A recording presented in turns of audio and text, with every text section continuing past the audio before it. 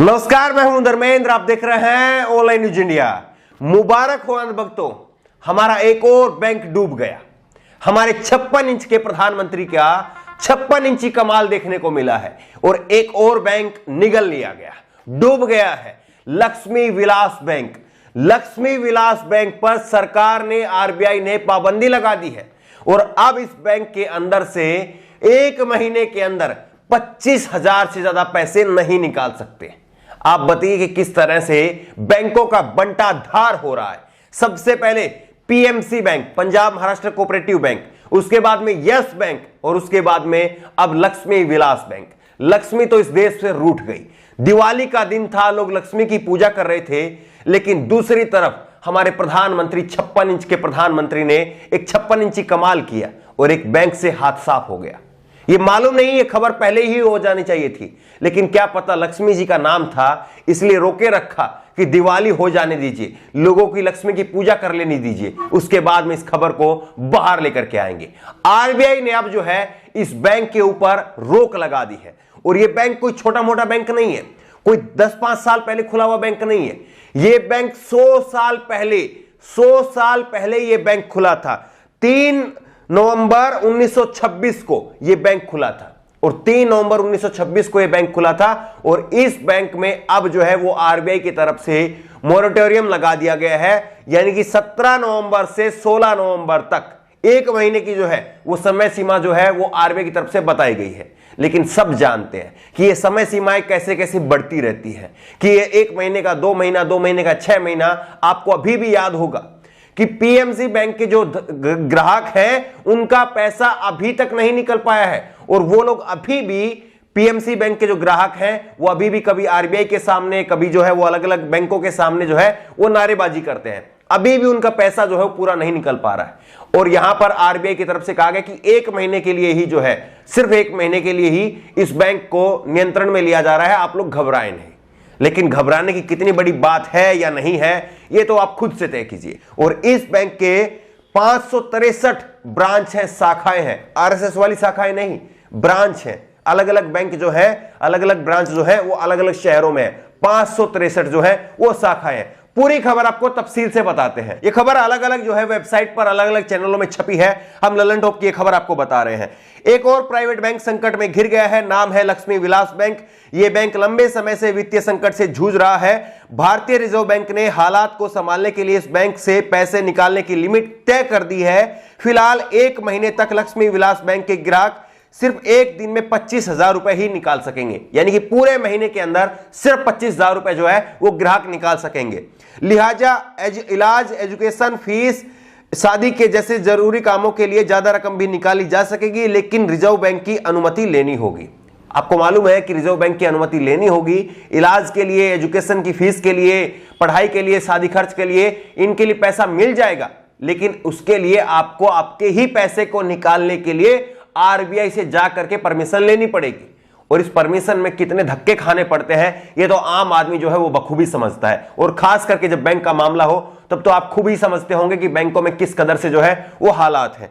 ये आरबीआई की तरफ से कहा गया है। आरबीआई ने भरोसा दिलाया है कि बैंक में जमा लोगों का पैसा सुरक्षित है, घबराने की जरूरत नहीं है। ये आरबीआई की तरफ से कहा गया है। और आरबीआई ने जो है 17 नवंबर को शाम को 7 बजे, प्रधानमंत्री जी ने रात को 8 बजे आकर के घोषणा की थी नोटबंदी की, और उसके बाद से ही कहा जाता है कि बैंकों की हालत जो है वो बंटाधार होती हुई चली गई। ये 7 बजे ये ट्वीट किया है, the Lakshmi Vilas bank limited placed under moratorium. Moratorium का मतलब होता है कि आरबीआई के अंडर में जो है, आरबीआई की निगरानी में जो है इस बैंक को ले लिया गया है। आरबीआई ने प्रेस रिलीज में भी कहा है कि यह रोक अस्थायी है, इसलिए भी क्योंकि विलास बैंक का एक अन्य bank DBS Bank India Limited DBIL के साथ एकीकरण होने जा रहा है। 2 बैंकों का जो है वो मर्ज करने जा रहे हैं। मर्ज कर करके ही जो है वो बैंकों को बचाया जा रहा है। मोदी सरकार जो है, एक तरफ तो ये 3 बैंक आपको दिख रहे हैं, यस बैंक, पीएमसी बैंक और अब इसके बाद में लक्ष्मी विलास बैंक, लेकिन कई सारे बैंकों का मर्ज किया जा रहा है। और मर्ज करके जो है, मान लीजिए कि सोहन के पास में 500 रुपए थे और अमित के पास में जो है वो 300 रुपए थे।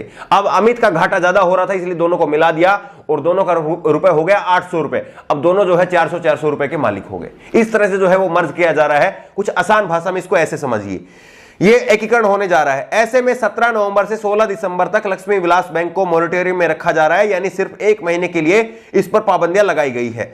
आरबीआई ने यह भी बताया कि केनरा बैंक के पूर्व गैर कार्यकारी अध्यक्ष टीएन मनोहरन को लक्ष्मी विलास बैंक का प्रशासक नियुक्त किया गया है। यह आरबीआई की तरफ से अब कहा जा रहा है कि अब जो है वो प्रशासक नियुक्त कर रहे हैं, लेकिन इससे पहले कहां पर धांधलेबाजी होती रही, किस किस को जो है वो लोन दिया जाता रहा। हम सुनते रहे कि विजय माल्या को अब लाया जा रहा है, ललित मोदी को जो है वो अब लेकर के आया जा रहा है, नीरव मोदी को अब लेकर के आया जा रहा है, और अब जो है चुनाव से पहले अब ये आ जाएंगे, 15 दिन में आ जाएंगे, वहां से ये कागज जो है वो तैयार हो गए हैं, अब उनको फ्लाइट पकड़नी होगी। ये तमाम बातें जो है वो गोदी मीडिया आपको बताती रहती है चुनाव से पहले, लेकिन अभी तक ना नीरव मोदी आया है, ना ललित मोदी आया है, ना विजय माल्या आया है, और कितने लोग जा रहे हैं ये सबको मालूम है। और इसी तरह से जो पीएमसी बैंक आया था, वो पीएमसी बैंक में भी किस तरह से बीजेपी के नेताओं के जो सहयोगी थे उनका पैसा जो है उन्हीं को एकदम से जो है एक मुश्त में लोन दिया गया था, वो भी सामने आया था। इस बैंक में भी जो धांधलियां हुई है वो भी सामने आएंगी, लेकिन फिलहाल ये जानकारी आ रही है कि इस बैंक में जो है जो लिमिट है वो तय कर दी गई है। मान लीजिए आपके 10 लाख रुपए जमा है तो भी आप 25,000 रुपए, महज 25,000 रुपए ही जो है वो निकाल पाएंगे। सोचिए कि वो छोटे छोटे दुकानदार या छोटे छोटे जो बिजनेसमैन हैं जिनका पैसा इस बैंक में लगा होगा, इस बैंक में जमा होगा, उनको अपने वर्करों को सैलरी देनी होगी, वो कैसे देंगे? मान लीजिए किसी का 15-15,000 रुपए में 10 वर्कर जमा उस बैंक में उसके पास में काम करते हैं और उसका पैसा जो है इस बैंक में जमा है, कैसे वो सैलरी दे पाएगा?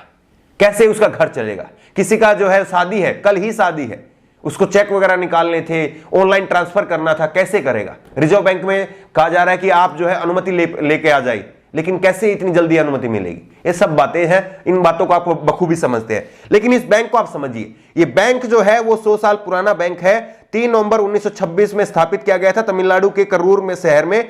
लक्ष्मी विलास बैंक की आधिकारिक वेबसाइट के मुताबिक इसकी देश भर में 563 शाखाएं हैं। इसमें 7 वाणिज्यिक बैंक शाखाएं, एक सैटेलाइट ब्रांच है। बैंक के 974 एटीएम है। और लक्ष्मी विलास बैंक का दावा है कि भारत के 16 राज्यों और 3 केंद्र शासित प्रदेशों में इसकी मौजूदगी है।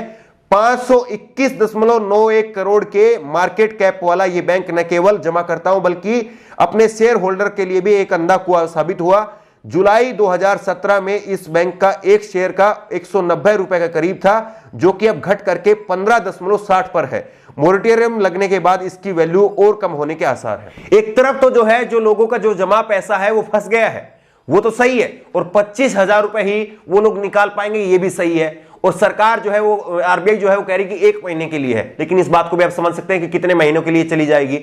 लेकिन दूसरी तरफ जो शेयर होल्डर हैं उनको भी आप समझिए, 2017 में इस बैंक के एक शेयर का दाम था 190 रुपए, और अब जो है 190 रुपए से घट करके 15 रुपए पर इसका शेयर आ गया है। और अब जब मॉनिटरियम लग गया है तो हो सकता है कि माइनस में चला जाए, यानी जिसने इस बैंक के शेयर खरीदे थे वो तो पूरी तरह से चौपट हो गया है। उसके सर पर तो एक बाल तक नहीं छोड़ा, वो पूरी तरह से चौपट हो जाएगा। उसने 10 लाख रुपए के शेयर खरीदे थे, 50 लाख के, 1 करोड़ का जो भी उसमें शेयर खरीदा हुआ था वो पूरी तरह से चौपट हो जाएगा। ये सबके सामने है। लेकिन फिर भी कहेंगे कि इस बैंक के बर्बाद होने में, डूबने में मोदी जी का क्या हाथ है? मोदी जी ने तो बचाने का काम किया है। भाई मोदी जी से सवाल नहीं पूछे तो क्या पाकिस्तान के प्रधानमंत्री से सवाल पूछे? अनभक्तों जरा आंखें खोलिए, हो क्या रहा है? तीसरा बैंक है ये।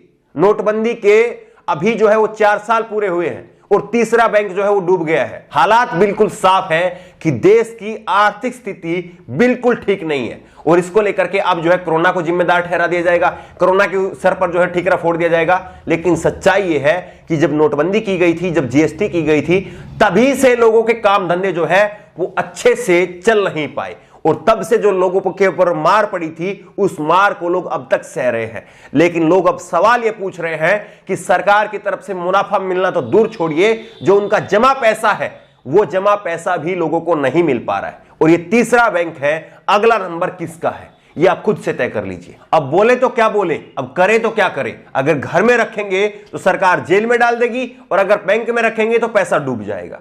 अब बोले तो क्या बोले। वाह मोदी जी वाह।